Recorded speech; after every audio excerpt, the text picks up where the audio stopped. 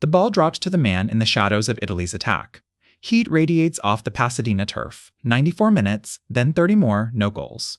The best penalty taker on the pitch walks to the spot. He strikes it. The ball rises, rises, rises. It clears the crossbar. He doesn't turn, doesn't gesture. He stands perfectly still, hands on his hips, staring at the ground. Brazil kneels in prayer behind the goal. This is football untold. This is the story of Baggio, 1994, the penalty over the bar.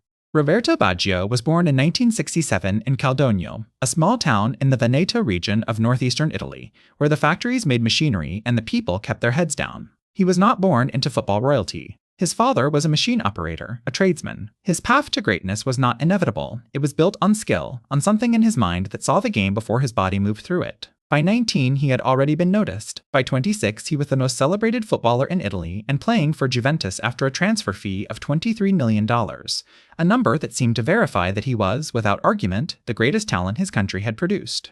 But there was something else about Roberto Baggio that separated him from the image of Italian football. In a country Catholic to its core, where the church shaped the conscience of millions, Baggio practiced Buddhism. Not as a casual interest, but completely. A spiritual discipline most of his countrymen found impossible to comprehend. He wore his hair long, tied back in a ponytail, a physical declaration of a life lived outside the expectation of his nation. They called him Il Divin Codino, the divine ponytail, a nickname that was meant to mock and ended up becoming a sort of accidental poetry. In 1993, Baggio won the Ballon d'Or, the award that crowns the best player on earth. That year, he was it. The 1994 World Cup began in disaster. Italy, defending champions, stumbled through the group stage. They lost to Ireland, a result that reverberated through Italian football like a betrayal. Baggio was anonymous in those matches. Anonymous. The press, with the speed and venom only Italian football writers possess, demanded blood. He was finished, they wrote. 30 million euros wasted. He should be dropped. What those writers did not understand was that Baggio was about to become the only thing standing between Italy and elimination. The knockout stages began on the 15th of June, and Roberto Baggio became a different player. Against Nigeria in the round of 16, Italy were down 1-0. 88 minutes had been played, 90 more, and it was over. Elimination, the flight home, the slow fade of another tournament into shame. The ball found Baggio in the box. His movement was pure economy. A player who saw 3 passes ahead, who understood the geometry of space before he occupied it. Goal, 2 minutes remained. In extra time, he won a penalty. In extra time, he converted it. Nigeria fell. Italy breathed. Spain came next in the quarterfinal. 88 minutes again, the same position on the clock, the same precision. Baggio struck and the ball moved, 2-1. The Spanish defense collapsed. Italy advanced, but the hamstring was failing. You could see it in the shortened stride, the way he grimaced and tried to hide it, the pace that was no longer electric but merely exceptional. The damage was visible to anyone who knew what they were watching. The semifinal against Bulgaria in the second week of July. Bulgaria had just eliminated Germany. They were the giant killers, the story no one had expected. Baggio scored twice in the first 25 minutes. 2 goals. A quarter of an hour. Bulgaria never recovered. 3 matches, 5 knockout goals. 5 goals from one player on a hamstring that was visibly, obviously breaking apart. He limped off in the second half, and the stadium understood what had just happened. This man had given everything he had left. 5 of Italy's 6 goals across the entire knockout stage came from Roberto Baggio. Without him, there is no final. July 17th. The Rose Bowl, Pasadena, California. 38 degrees Celsius. The kind of heat that turns grass to straw and makes the air shimmer. The first World Cup final ever to finish 0-0. The first to be decided entirely on penalties. Baggio was on the pitch because even at 30% fitness, even limping, the thought of him terrified Brazil. Coach Arrigo Sacchi understood something the critics did not. A legendary player at 70% can control a game more than a healthy player at 100. Baggio was a ghost in midfield, a shadow that forced Brazil to account for him on every phase. He played 120 minutes and touched the ball perhaps 30 times, but every one of those touches mattered. The penalties began in the evening light. Barassi walked to the spot first. Barassi, who was playing 25 days after knee surgery, who had been immense throughout the tournament, who had carried the defense. He blazed it over the crossbar. He wept as he walked back to the line.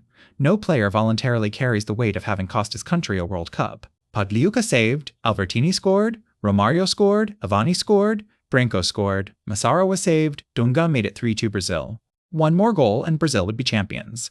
But first, Italy had to survive. Italy's 5th penalty, the final attempt to keep breathing, to stay in the tournament, to earn the right to win, fell to the one man who had carried them there. The man who had scored when elimination was certain. The man who never missed. Baggio walked to the spot. The noise of 140,000 people in the stadium collapsed into absolute silence. He struck the ball. It rose cleanly. It rose high. It cleared the crossbar by nearly a meter and sailed into the evening sky. The image that followed is among the most reproduced photographs in all of sport. Baggio stands motionless on the grass of the Rose Bowl. His hands are on his hips, his head is bowed, his eyes are looking at the ground. Behind him, maybe 10 yards away, Taffarel is on his knees, arms raised to heaven, face turned upward. The contrast, the perfect compositional horror of it, is almost unbearable to look at. One man finished, one man praying. One man praying, one man praying. Brazil converted the final penalty. They were champions, their first World Cup in 24 years. Italy walked off the pitch in silence. The questions began immediately and never stopped. Why Baggio? Why the best penalty taker on the field? Why the man who had made penalty kicks look like he was simply choosing to score them?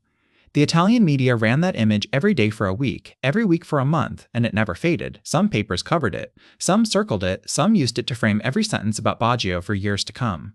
When Baggio spoke about it years later, when the wound had supposedly healed, he said this: "Only those who have the courage to take a penalty miss them." He said it affected him for years. He said it was the worst moment of his career. He said he still dreams about it. Decades later, he still dreams about one kick over a crossbar in the heat of California. He did not retire. He did not vanish. He played on until 2004, past one ruptured knee, past two ruptured knees, past injuries that should have ended careers twice over. He scored 27 goals for the national team. He won trophies. He was celebrated in the club game. He was respected as a player and remembered as a great. But the miss, capital M, singular, absolute, never left him. It did not diminish with time. It grew. In 2004, at the end of his career, Baggio played his farewell match at the San Siro in Milan, the stadium where he had performed so much of his greatest football. 80,000 people stood for 10 minutes. Not in pity, not in mockery, in acknowledgement, in something close to love. They had watched him for years, watched him destroy defenders, watched him score 5 impossible goals to drag an entire nation to a World Cup final. They knew what one moment meant. They knew what it had taken from him. The question in Italy, when philosophers of the game want to talk about greatness and what it means, always returns to the same place. What is greatness? And the answer they give is always Baggio's name, usually followed by the sentence, "Judge him by the run, not the last step." But that is not how the human mind works. We do not judge by the run. We judge by the last step. We remember where we were standing, what we felt, who won and who lost. We forget, or we choose to forget, the 10 minutes of brilliance that made it possible to take that step at all. We see the ending, and we build the story backward from there, and the story we build is the one where Baggio is the man who missed the penalty in the World Cup final. If stories like this are why you love football, if the distance between a miracle and a ruin, between salvation and loss, is what keeps you watching, subscribe. The next Untold story finds you every match day. Some stories end at full time. This one never did.